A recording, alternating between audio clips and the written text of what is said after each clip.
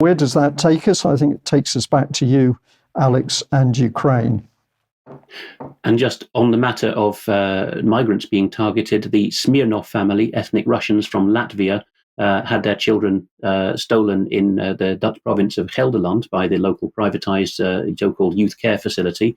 And that case was taken all the way up to the European Parliament. And in the same time frame, the same victim state, Latvia, had a meeting between its embassy in London and the family court, as we reported at the time, protesting vigorously that their nationals were having their children targeted for stealing. Now, in Ukraine, things are getting very desperate on the battlefield. In a moment, we'll have some quite harrowing video clips just to pre-warn people if they want to look away. First of all, though, the New York Times has this rather striking image of a group of women aged between their 20s and their 40s being trained, all volunteers, of course, doing it in their spare time, in how to set booby traps using grenades and tripwires. Here's the New York Times' banner for it. If not me, who? With so much in the war against Russia hinging on refilling the ranks of soldiers, we see that they're scraping the bottom of the barrel with conscripts now. Efforts are underway to draw more Ukrainian women into the army. And they quote a woman of the remarkable age, really, for volunteering, of 46, Olha Bakhmatova, who says, okay, there's something wrong with you, whether man or woman, if you want to fight in the trenches. But now she says, I understand. I read that, Brian, as now that the mind control has worked on me enough, I have had my opinion flipped. And she suddenly gets it. If not me, then who? Then go and volunteer. Now, this leads to quite horrendous things going on. There's no blood or violence in the first clip, but it's just psychologically harrowing. Here we see the first confirmed footage of Russian forces in Ukraine taking a pregnant Ukrainian soldier captive. Оружие есть?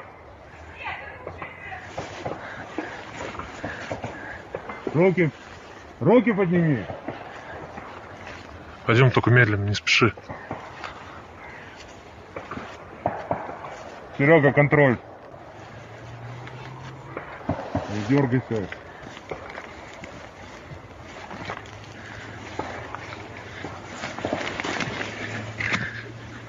Держи, я посмотрю.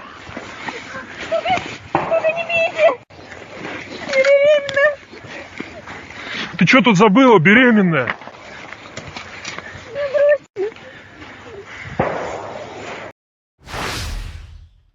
Don't hit me, I'm pregnant, I was abandoned, she squeals in abject terror. How are the men faring? Well, the next clip, I'm afraid, does show death, so be advised. You will hear from the right-hand oral perspective, the right ear, that a Ukrainian speaking in English is telling a mixture of Ukrainian and foreign volunteer mercenaries to stay in their trenches and not think of deserting. The wording is not quite that explicit. But keep a look at the left background of the image and you will see two men walking in a crab pincer gait, presumably again to minimize the chance of being hit by a mine. They are reportedly, we cannot confirm it, reportedly they are American mercenaries in what's called the barrier detachment, in other words, stopping men from deserting, and they steal across the image and shoot dead the two men who are coming up out of the foxhole, out of the trench without permission, who are making as if to escape. And this is caught on the head-mounted camera of one of them, who ends up slumped horizontally on the ground as he's shot. You will see that the other man who's trying to desert is then finished off. So we can't place exactly where this happened, but it is not contested that this has happened in the last week.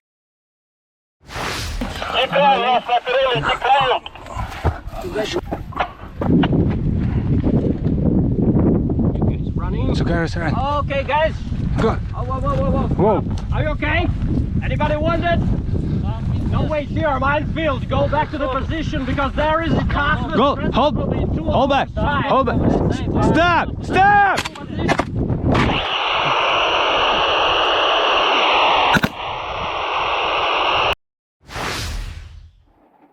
Really brutal, and it is reported that these are US men who are being, counted upon for their loyalty, which has been bought or ideologically obtained, to finish off conscripts who are wanting to desert a hopeless scene in the battlefield.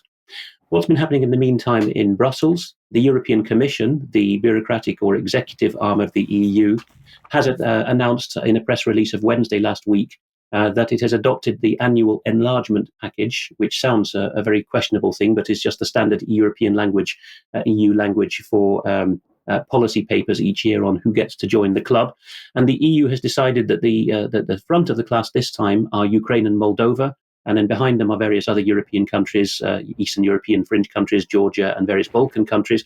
But Ukraine and Moldova have been such good pupils that the Commission has recommended, this has to be ratified by Council and Parliament, that accession negotiations now formally begin. So the Ukrainians are looking at formal EU membership before too long, including the Moldovans with the frozen conflict in Transnistria with its Russian bases and presence. This is going to get quite sticky. In reporting this, Politico, in its Brussels arm, which is widely read by Eurocrats, says that in the byline here, US support for Ukraine is risking waning, i.e. it is waning, and the EU is pulling Kiev in, i.e. by this measure of making them a formal candidate for accession. Brussels will have to shoulder a much larger share of the burden. There are two children waving the EU flag in Kherson depicted, and here's the analysis from Politico. While the EU is pulling Ukraine closer, the US is loosening its ties. Washington is shifting its foreign policy focus to the next war in Israel, and the US Congress was divided on supplying more aid to Ukraine, a very hot potato recently. Where does this leave Zelensky? Well, in picking up something that's been reported by Sputnik, which is, of course, a very partisan source, the Asia Times, based in Hong Kong and Thailand, is reporting there is a growing consensus that the West wants to replace Ukraine's president. Larry Johnson, well-known ex-CIA commentator, says that CIA and MI6 are already setting Zelensky up for a fall. Either he will be forced to call elections and happen to lose them, as it were, massaged loss, or if he says niet to that, he will be replaced in a Maidan-style upheaval, which, of course, Ukraine suffered at the hands of Britain and America nearly 10 years ago. There's been other things going on very quickly, such as that Major Gennady Chastyakov, who is the right-hand man of General Zaluzhny, who is in the running apparently to be the next anointed successor on behalf of the West. That right-hand man of General Zaluzhny was blown up in a very suspicious grenade incident, which was put down to an accident with his son's birthday present. And this would have been the man coordinating General Zaluzhny's march on power, as it were. And it just so happened that The Economist, mouthpiece for the British deep state, got a long interview featuring the virtues of General Zaluzhny recently. So that could be the way that wind is blowing there. At the end of this segment, Zero Hedge, picking up on the Washington Post, a big establishment newspaper in the US, of course, reports, and the show notes will have the link to the Washington Post piece behind a firewall and also to the Zero Hedge cover story, that the Washington Post has dropped a bombshell on the Nord Stream issue. Now we've got the naming of a colonel, Roman Chervinsky, as apparently the Ukrainian special ops man who oversaw this. Whether he's a fool guy or not, it remains to be seen. But one of the system papers, the Washington Post, has decided to finger him.